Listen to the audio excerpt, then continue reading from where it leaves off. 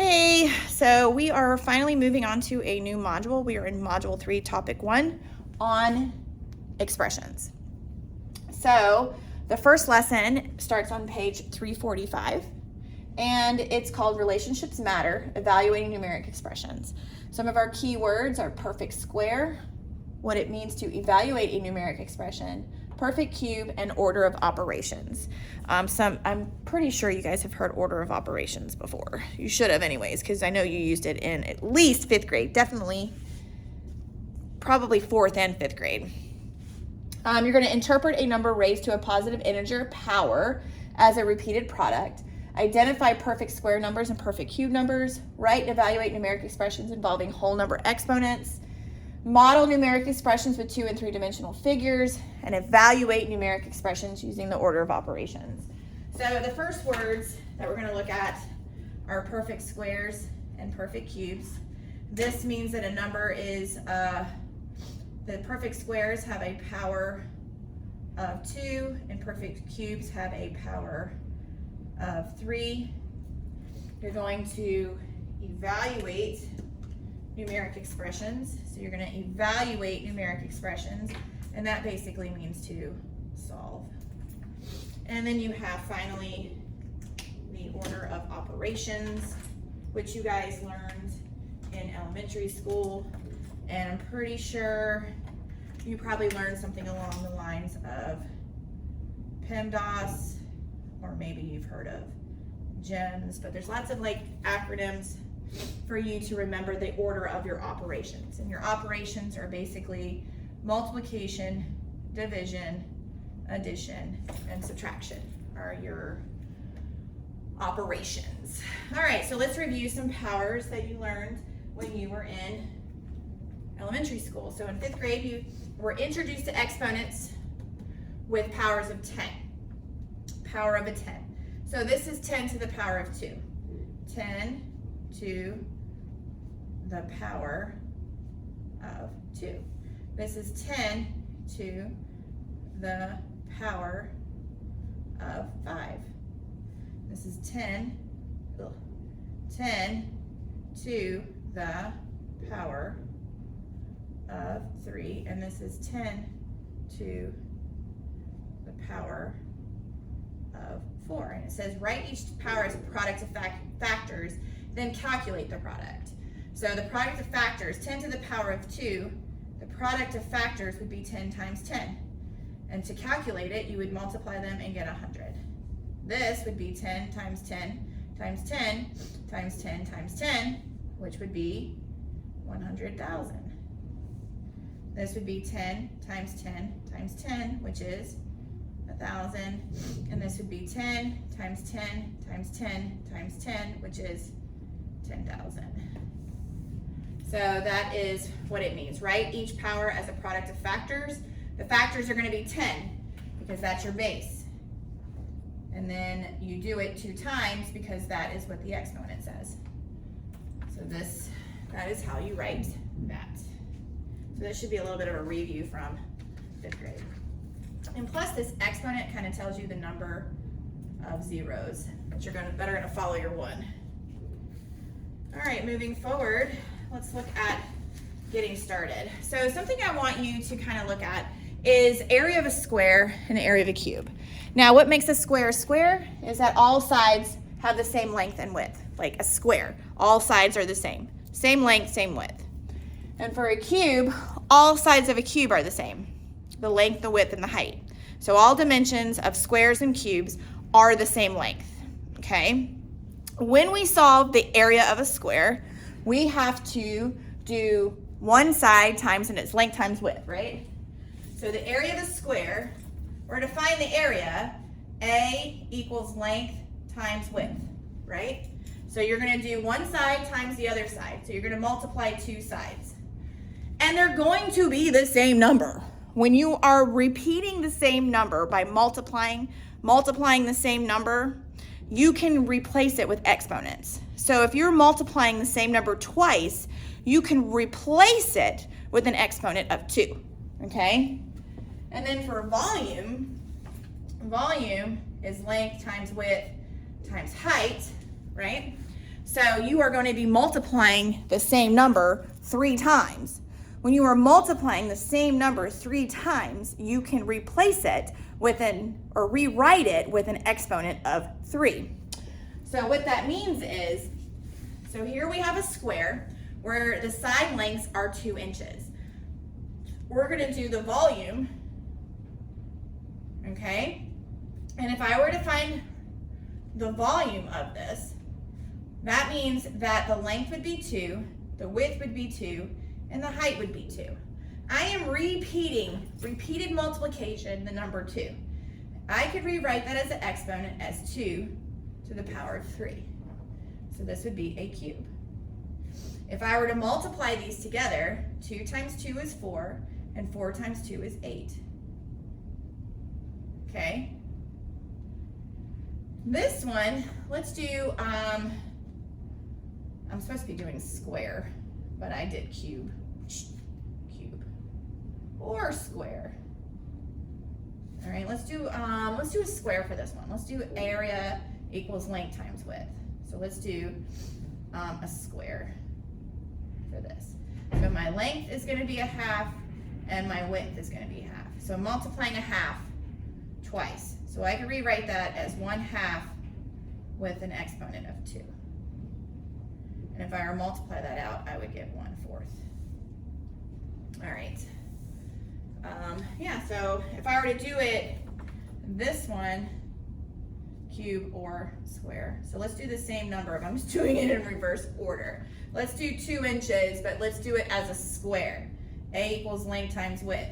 So I would do 2 times 2, which is 2 squared, which is 4. Okay? So cubes, 2 to the power of 3. So if it has a side length of 2, I'm going to multiply 2 3 times because length times width times height. It's a cube. They're all going to be the same. I could rewrite that as 2 to the power of 3. And then if I have a square with the side length of 2, to find the area would be length times width. Well, the length is 2 and the width is 2 because it's a square and all the sides are the same. And if I'm multiplying 2 numbers together that are the same, I can write it with an exponent of 2. 2 to the power of 2 is 4. 2 to the power of 3 is 8. Okay? Another way to read this is 2 cubed. Another way to read this is 2 squared. So we can use some new terminology. So this could be read as 2 cubed, and this could be read as 2 squared. Because this makes a square, that makes a cube. Okay? So let's look at it on this chart here. So I'm going to do some different colors. Let's look at 2 squared. Here is 2 squared, right here. 2 squared is 2 times 2, yes? If I were to box that area in, what shape do I get? A square. That happens with all of them. Let's go out to 4 squared, which is 16. So I would do 4 and 4 down, color it in. And how many squares do I have between them? I have 16 of them. 1, 2, 3, 4, 5, 6, 7, 8, 9, 10, 11, 12, 13, 14, 15, 16. 16 squares. For the purple, for this one that turned purple on me, 2 squared, 2 width, 2 height, shade in the square, and I get 4 pieces. So that was what makes, that's what we call a perfect square, okay? Some of the areas that you wrote in the getting started are called perfect squares because you can express them as the product of 2 equal whole numbers. So 2 squared is 4. So all of these numbers are perfect squared. 4 is a perfect square, 9 is a perfect square, 16 is a perfect square, 25 is a perfect square because you are multiplying 2 numbers, 2 of the same number. And when you multiply 2 of the same number, that means you are doing the same thing as finding the area. And when you find the area by multiplying 2 of the same number, that shape is a square. So that's how it relates. We also have things called perfect cubes. Okay, that's down here at the bottom. perfect cubes. That means any number that you can express the product of 3 equal whole numbers. So there's a bunch of perfect cubes. 1 is a perfect cube and a perfect square, because anything times, when you multiply 1 by itself, it's always going to equal 1. 8 is a perfect cube, because that's when you multiply 2 by itself 3 times. 27 is a perfect cube, because you can multiply 3 times. 64 is a perfect cube, because you multiply 4 3 times. And the reason why these are called cubed is because you are multiplying the same number 3 times, just like finding the volume of a cube, because all edges are the same on the cube, and you have to multiply the length times the width times the height. So you're multiplying the same number 3 times, which creates a cubed. So whenever we give something an exponent of 3, we call it cubed. Whenever we give something the exponent of 2, we call it squared. And it's because if we use the geometry formula, we would create a cube with a 3 and a square with a 2. So that's the connections with all the words. Anyways, moving over to page 349, one of the big things I want to focus on is this, the parts of an exponent. So this will be on your test that we're going to be taking, but the big thing that we have to remember is that exponents have parts to them. The base number is the number that's being multiplied multiple times. So it's usually the big number that's written. It's called the base. And then the exponent is the power we give a number. So that tells us how many times we're going to multiply that base by itself. So the exponent is the tiny little number that we attach to the big number. So the big number is called a base. The little number is called the exponent. The exponent gives that base a power. So this tells us that the base is 2 with an exponent of 4, which tells us that we're going to multiply that base by itself 4 times. Okay? And I like over here that it says you can read it different ways. You could read this as 2 to the 4th power, or 2 raised to the 4th power. Sometimes you can say 2 to the power of 4. So there's lots of different ways that we say this, but basically the word we always use is the word power. And whenever we use power, that means an exponent is being used, because that exponent gives that base a boost, up some power, okay? All right, so evaluating them can be kind of crazy, because this would be 7 multiplied by itself 5 times. This would be 4 multiplied by itself 8 times, which is absolutely insane. And actually you would want to do that, use a calculator. But this tells us to identify the base and the exponent in each power. So the base is 7 and the exponent is 5. Here, the base is 4 and the exponent is 8. And then write the power in words. So 7 to the power of 5, and this would be 4, oh, I should be writing the word 5. 4 to the power of 8. So, this is how you write it in words. All right, let's see what we got on the next page. So, the next page, it's just evaluating your numeric expressions, like evaluating squares, cubes, if it's a squared, if it's a cubed, and matching numeric expressions. So we're going to skip activity 2 and move to activity 3, which is order of operations. So the way that order of operations that you guys have used in the past is you have used PEMDAS. And these stands for your grouping symbols. It stands for parentheses, but that can be like these, but it also could be like brackets or braces. So these are all your grouping symbols.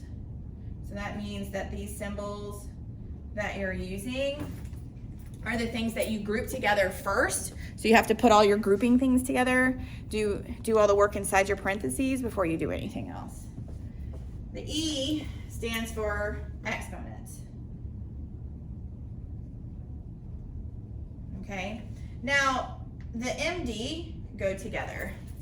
And the big misconception that a lot of you have is that you're supposed to do multiplication before division, but that's not true. Multiplication and division are inverse operations. They're still in the same fact family. So it doesn't matter if division comes before multiplication in your expression or if multiplication comes before division in your expression. It doesn't matter the order. You solve them from left to right. So if division is first, it's the first one you come to when you're reading your problem from left to right, then you have to do that division before you do anything else. So, and we'll see some examples of that. So this is multiply and divide from left to right. Right here, from left to right. And that means that these two go together, add and subtract. Okay? And a lot of people use things like, please excuse my dear Aunt Sally, and other things like this. That's the one I used when I was growing up. Please excuse my dear Aunt Sally, to like remember the acronyms in the order. But some of you just know it as PEMDAS. But yeah, so these are your orders. Anything in parentheses, then anything with exponents, then look for your multiplication and division, solve from left to right, whatever comes first. Then lastly, find your adding and subtracting, solve from left to right, whatever comes first. So looking at some of those examples, on page 353, we have some examples. So here we have, this is what I like to do first. I like to identify the things I have.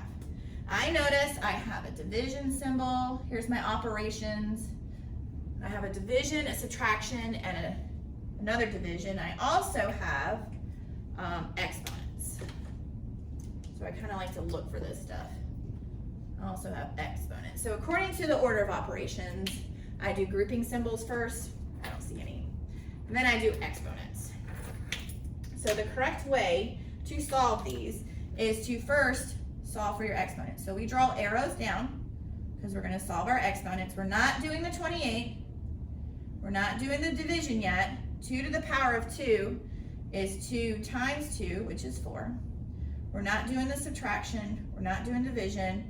We're going to do 3 to the power of 2, which is 3 times 3, which is 9. Perfect square, perfect squared. 2 squared, 3 squared. Now we do our division symbol next. So we're going to do these division symbols. Boom, boom. So you find your division symbols and you bracket together the numbers on either side of it. Boom, boom. 28 divided by 4 is 7. Bring down your subtraction. 36 divided by 9 is 4. Now we can finally do our subtraction here. I'll use an orange. You bracket together the numbers on either side of the subtraction symbol, and the answer is 3. And I usually circle it or box it in. All right, so here I see my operations. I see addition and division. I see an exponent, and I see grouping symbols. Boom, boom. So I got a couple of things going on. Grouping symbols come first. So I have to solve whatever's inside my grouping symbols, which is 25 divided by 5. So we have to get rid of those grouping symbols first.